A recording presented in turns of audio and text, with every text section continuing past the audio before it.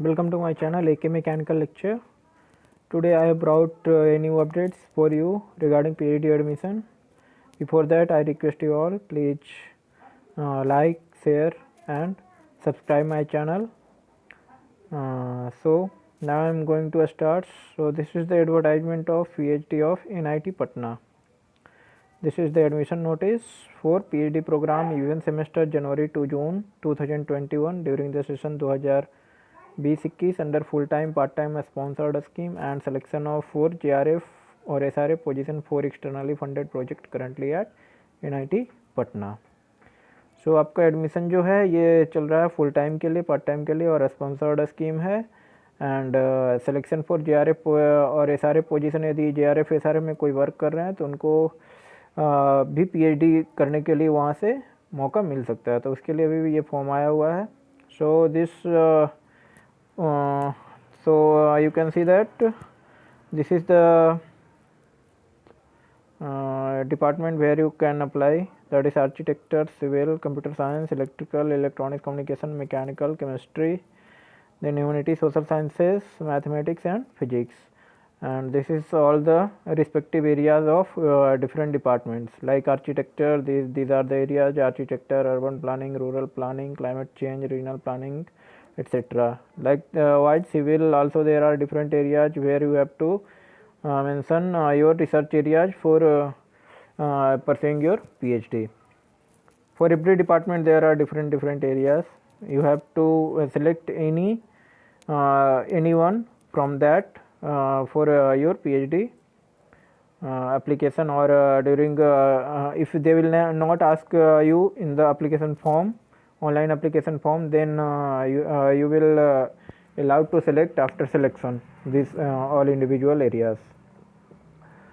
There is a note that JRF SRF for externally funded project running at the institute. मतलब institute में जो आपका run हो रहा है JRF SRF के लिए एक्सटर्नली फंडेड प्रोजेक्ट का, वही सिर्फ इस प्रोसेस के लिए will be selected through this process.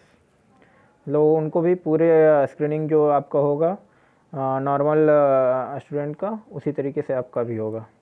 Category यहाँ पे देख सकते हैं, फुल टाइम PhD प्रोग्राम है और इसमें पार्ट टाइम PhD प्रोग्राम है. In full time PhD programme there are also different category. First one with scholarship funded by NIT Patna with direct financial support from government and semi-government agencies such as CSIR, UGC, DST, DAE, etc. इसमें क्या है, आपका government या semi government से भी agency से जो funding होता है उसके थ्रू भी है फुल टाइम आपका. फिर फुल टाइम स्पॉन्सर्ड का एम्प्लॉय ऑफ PSU और government department, R&D organisation, industries of repute, faculties of educational institution and sponsored defence personnel with a minimum relevant experience of 2 year. यदि कोई ऐसा employ है जो PSU में वर्क कर रहा हो या गवर्नमेंट डिपार्टमेंट है या किसी R&D ऑर्गेनाइजेशन में या किसी एजुकेशनल इंस्टीट्यूशन की फैकल्टी हो, यदि वो वहाँ काम करे और उनका एक्सपीरियंस 2 ईयर्स या उससे ज़्यादा हो गया तो वो स्पॉन्सर्ड फुल टाइम में वर्क कर सकते हैं. बट यहाँ पे ये होना चाहिए स्पॉन्सर्ड एप्लीकेंट का कि sponsored applicant will be eligible for admission if they are treated by their employer or as on deputation basis with full salary and allowances and are relieved from their organization or institute for a minimum period of 2 years. तो इसमें क्या है कि यदि वो full time में कर रहे हैं तो उस फुल टाइम के लिए मिनिमम 2 साल के लिए रिलाइव करना पड़ेगा कंपनी से, और उस दौरान कंपनी को सैलरी वगैरह उनको जो भी है मतलब एक्स्ट्रा बेनिफिट्स वगैरह मिलता है वो उन्हें प्रोवाइड करना पड़ेगा. A sponsored applicant will be eligible for admission if they are treated by their employer as on deputation. ये same line is repeated.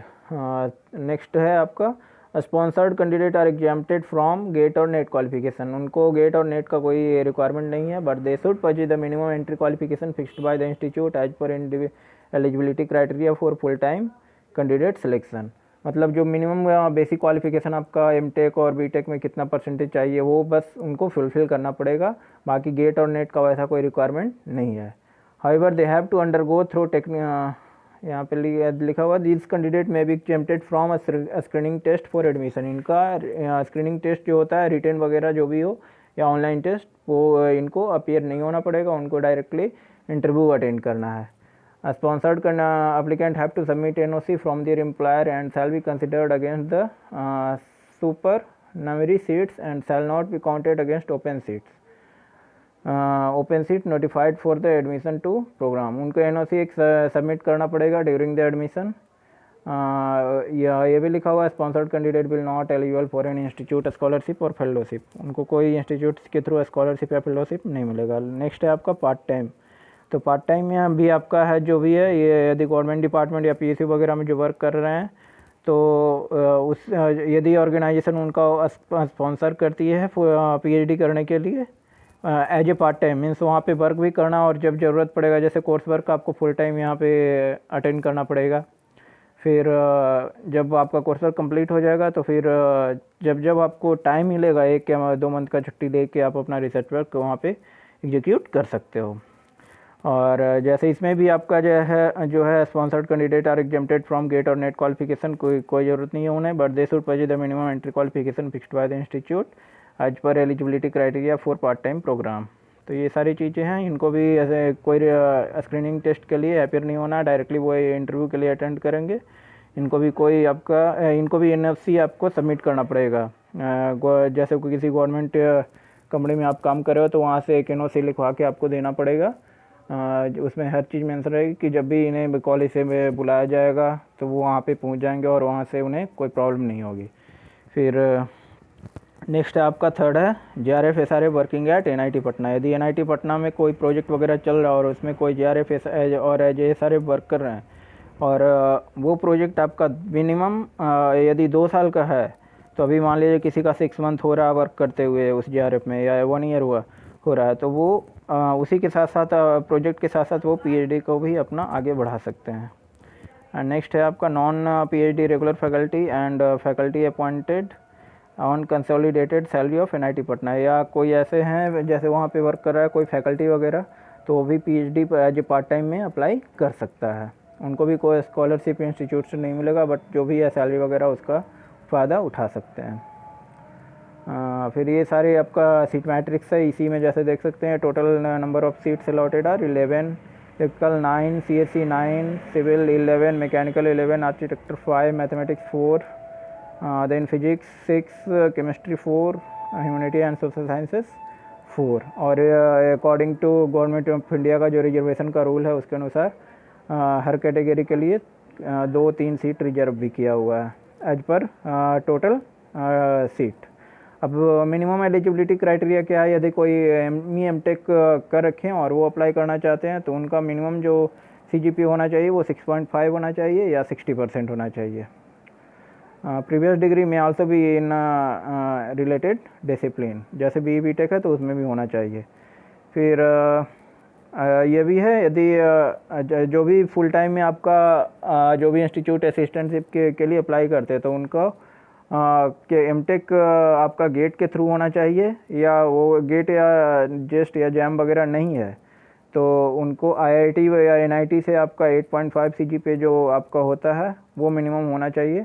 तो ये सारे गेट स्कोर कार्ड आपको वहाँ सबमिट करना पड़ेगा यदि है तो, यदि फुल टाइम असिस्टेंटशिप में अप्लाई कर रहे हैं, नहीं तो आपका कोई ज़रूरी नहीं है यदि IIT NIT से पास आउट है और 8.5 CGPA वगैरह मेंटेन है तो। सेकेंड है आपका यदि BE BTech यदि फर्स्ट क्लास से है तो डायरेक्टली आप PhD के लिए इंटीग्रेटेड वाले में अप्लाई कर सकते हो, बट उनके लिए वैलिड गेट या नेट का जो भी स्कोर है वो चाहिए। द मिनिमम CGPA और marks percentage shall be relaxed by 0.5 CGPA और 5% in case of candidate belonging to SC ST और फिजिकली डिसेबल। SC ST के लिए 0.5 का रिलैक्सेशन है। ये सब दिया इंपॉर्टेंट इन्फॉर्मेशन दीजिए। यदि कोई पार्ट टाइम में एडमिशन लेते हैं तो उनको फुल टाइम में कन्वर्ट नहीं होगा। यदि कोई मोर देन 1 डिपार्टमेंट में अप्लाई करना चाहते हैं तो सेपरेटली इंडिविजुअल डिसिप्लिन के लिए अप्लाई करना पड़ेगा। और जैसे 2 डिपार्टमेंट के लिए कोई बंदा अप्लाई करता है कि एक हम फिजिक्स के लिए भी अप्लाई कर दिए और मैकेनिकल के लिए भी अप्लाई करते तो उनके लिए शॉर्ट इंडिविजुअल आपका इंटरव्यू होगा। एप्लीकेशन नंबर जो भी अलॉट होता है आपको फ्यूचर में काम आएगा। फिर कोई इंडिविजुअल आपका कॉल लेटर वगैरह सेंड नहीं किया जाएगा ऑनलाइन इंटरव्यू या काउंसलिंग के लिए। नो सेपरेट एडमिट कार्ड भी आपको सेंड नहीं किया जाएगा, आपको डायरेक्टली कॉलेज का वेबसाइट विजिट करना है, टाइम टू टाइम अपडेट जो भी आता है वो देखना है कि आप सेलेक्ट हुए हो नहीं हुए हो। स्पॉन्सर्ड कैंडिडेट जो भी है, हाँ यदि यहाँ पे ये भी मेंशन है कि यदि आपके पास कोई एडमिट कार्ड नहीं कोई एडमिट कार्ड आपको इशू नहीं करता है, तो जब आप वहाँ पे प्रोसेस के लिए जाओगे तो आपके पास वैलिड कोई आईडी प्रूफ होना चाहिए, जैसे आधार, पैन, ईपीआईसी, ड्राइविंग लाइसेंस, ये सारी चीज़ें होनी चाहिए। किसी गवर्नमेंट में आप काम कर रहे हो, गवर्नमेंट कंपनी में, तो वहाँ का आईडी कार्ड जो भी हो वो भी काम चेक कर जाएगा आपका। और यदि आईडी कार्ड नहीं है तो आपको इंटरव्यू के लिए अलाउ नहीं किया जाएगा। स्पॉन्सर्ड कैंडिडेट जो भी उनको एनओसी वहाँ प्रोवाइड करना पड़ेगा। फिर अप्लाई होने के बाद आपका जो भी है शॉर्ट लिस्टेड का वो सारा कुछ इसमें डेट मेंशन होगा आपको। जिनको जिनको इंटरव्यू के लिए शॉर्ट लिस्ट किया जाता है वो साइट पे आपका डिस्प्ले हो जाएगा, देख के उसके अनुसार आपको हैपियर होना है। फिर मेरिट देखिए कैसे आपका जो भी है एकेडमिक मार्क्स उसको 50 मार्क्स आपका कैरी करेगा और रेस्ट 50 मार्क्स जो भी है वो इंटरव्यू कैरी करेगा, तो उसके बेस पे आपको सिलेक्शन होना है। इंटरव्यू में वेटेज जो है डोमेन नॉलेज का आपका 25 मार्क्स होगा और रिसर्च नॉलेज का 25 मार्क्स, तो उसके अनुसार वो काउंट करेंगे। The selected candidate are required to report for admission on due date and time. आपको जो डेट और टाइम दिया जाएगा उसमें आपको रिपोर्ट करना है। आपको कुछ टाइम का एक्सटेंशन मांगोगे तो वो नहीं आपको मिलेगा और आपका एडमिशन कैंसिल हो जाएगा। फिर admission procedure and other detail आपका जो भी है वो तो ऐसे ही है। फिर यहाँ पे देखिए गवर्नमेंट ऑफ इंडिया का जो भी आपका स्टैंडर्ड है फाइनेंशियल असिस्टेंट का, उसके अनुसार आपको वो प्रोवाइड करेंगे। बाकी ये इम्पॉर्टेंट डॉक्यूमेंट्स आप स्क्रीनशॉट ले सकते हो क्या क्या ज़रूरी है। तो यहाँ पे ये सारी चीज़ें हैं। फिर अब देखो फीस वगैरह का है, तो पीएचडी रेगुलर में है तो उनका सेमेस्टर वाइज फीस आपका 42,200 है और पार्ट टाइम का भी सेम है। एप्लीकेशन प्रोसेस लास्ट डेट जो आपका ये अप्लाई करना है आपको ऑनलाइन, और लास्ट डेट है 18 जनवरी 2021 11 पूर्वाह्न तक आपको अप्लाई करना है। After submission of application online application applicant should download the printed, आपको एप्लीकेशन फॉर्म डाउनलोड भी करना है। और एप्लीकेशन फ़ी जो है 1500 लगेगा आपका जनरल या ओबीसी कैटेगरी या ईडब्ल्यूएस कैटेगरी को, और यदि 750 होगा यदि आप SC/ST या फिजिकली डिसेबल्ड कैटेगरी में है। Link for online payment for application fee will be activated from 7 जनवरी। 7 जनवरी से आपका ये एक्टिवेट होगा। तो ये सारी डिटेल था, आप देख लीजिए। आपका इंपॉर्टेंट डेट्स जो भी है, डेट ऑफ एडवर्टाइजमेंट 5 जनवरी को आया है, लास्ट डेट है आपका 18 जनवरी। प्रोविजनल लिस्ट जो इंटरव्यू के लिए आपका होगा जारी वो 18 जन को हो जाएगा 7 PM में।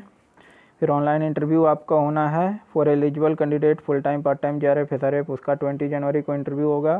सिलेक्टेड कैंडिडेट का आपका जो भी रिजल्ट है वो 25 जनवरी को पब्लिश हो जाएगा। और एडमिशन आपका 29 to 30 2 दिन आपको टाइम मिलेगा, उसमें आपको एडमिशन लेना और 1 तारीख से आपकी क्लासेस शुरू हो जाएगा। फिर यहाँ पे इंपॉर्टेंट नोट में ये भी दिया हुआ है कि यदि कॉल आपका जो भी है मैनेजमेंट चाहता है सीट कुछ बढ़ाना, घटाना या कैंसिल करना तो वो कर सकते हैं बिना आपको कोई विदाउट एनी रीजन का। The institute reserve the right to refuse admission to any candidate without assigning any reason, all disputes are subject to Patna high court only. तो ये सारा इंपॉर्टेंट है आपको। यदि अच्छा लगा हो तो प्लीज़ लाइक कर देना, शेयर कर देना और सब्सक्राइब कर देना। धन्यवाद।